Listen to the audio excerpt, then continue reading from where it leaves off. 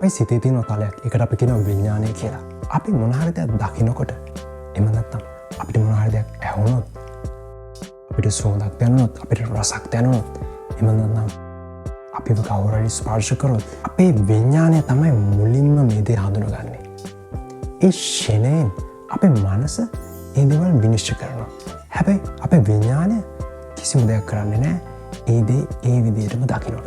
කොහොමරි ඔයාලට පේනවා අපේ මනස කොච්චර වේගවත්ද කියලා. හරියට නිකන් විදුලි සරක් හා සමානව ඒ දේවල් විනිශ්චයට ලක් කරනවා.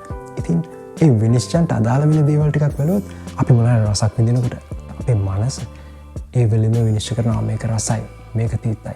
ඒ වගේ මොනවාරි දෙයක් අපිට ඇහෙනකොට මේ දේ මට අහන්න බෑ, මේ දේ මට හරිම මිහිරි, මේ දේ මට මිහිරි. ඒ වගේ ද්විත්වත්වය තමයි හැම වෙලාවකම අපේ මනස පවතින්නේ. ඒ කියන්නේ අපි කියන ඩුවැලිටි කියලා. ඉතින් අපේ විඥානය හරියට මේ අහස වගේ එකේ කිසිම සටහනක් නැහැ. තනිකර හිස් අවකාශයක් විතරයි තියෙන්නේ. ඉතින් මේ අහස අපහැදිලි කරන්නේ මේ වලාකුළු වලින්. මේ වලාකුළු කිව්වම කළු මේ වලාකුළු වෙන්න පුළුවන්, සමහරක් විට කුණාටු ඇති කරන වලාකුළු වෙන්න පුළුවන්, සමහරක් විට ගොරෝගොරෝ වහින වලාකුළු වෙන්න පුළුවන්.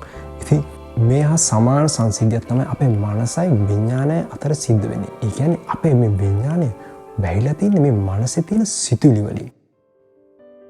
ඇත්තටම අපිට ඇතිවෙන ප්‍රශ්නයක් තමයි මේ විඥානය හිස් අවකාශයක් නම් ඒකත් එක්ක සම්බන්ධ වීම ඇති ඵලය මොකක්ද? අපි මුලින්ම දැනගන්න අවශ්‍ය දේ තමයි කොහොමද අපේ මේ ඇතුළත තියෙන විඥානය හඳුනගන්නේ කියලා. භාවනා යෝගීව ඉඳලා හෝ එහෙමත් නැත්නම් වෙනත් ක්‍රමයක් භාවිතා කරලා අපිට හැකි වුණොත් මේ විඥානය හඳුනගන්න කාලයත් එක්ක ඒ දේ අපිට අවස්ථාවක් වෙනවා අපේ ප්‍රඥාව පහළ කරගන්න. මේ ප්‍රඥාව පහළ වීමත් එක්ක අපේ අවබෝධ ඥානය, ලෝකයේ යථාර්ථය දකින නුවණ, ඒ වගේම මේ විශ්වයේ පවතින ඒකීය වූ ධර්මතාවය අපි විසින් පැහැදිලිව ප්‍රත්‍යක්ෂව තේරුම් ගැනීමේ හැකියාව ලැබෙනවා. ඒත් එක්කම අපි දැනගත යුතු දෙයක් තමයි මේ ප්‍රඥාව අපිට හිතලා පහළ කරගන්න පුළුවන් දෙයක් නෙමෙයි. ඒ වගේම පොත්පත් කියවලා ලබා ගන්න පුළුවන් දැනුමකුත් නෙමෙයි. මේ රහස එළි වෙන්නේ අපේ අන්තර්ගතයට පිවිසීමත් එක්ක. මේ දේවල් අපේ සාමාන්‍ය බුද්ධියට ගෝචර නැහැ.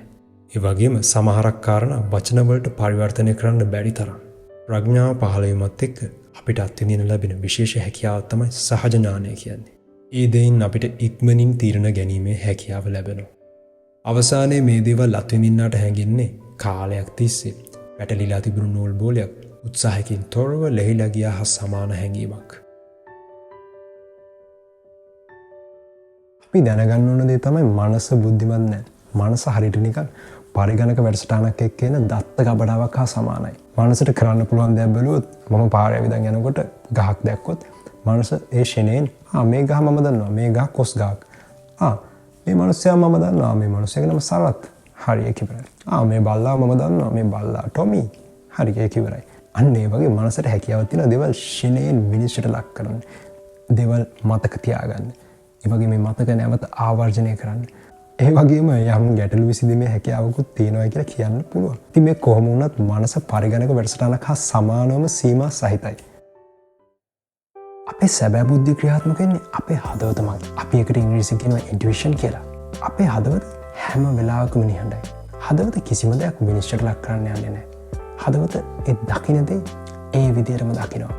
හදවත කියන්නේ ආදරය, කරුණාව සහ සතුට විතරයි.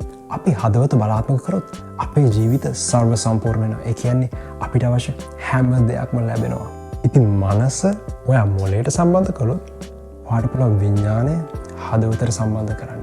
ඒ කියන්නේ ඔයා මුකුත්ම නැති හිස් තලයක්. හැබැයි එතන තමයි ඔයාට අවශ්‍ය හැම දෙයක්ම තියෙන්නේ. ඒ කියන්නේ ඔයා කියන්නේ ආදරය. ආදරය කියන්නේ ඔයා.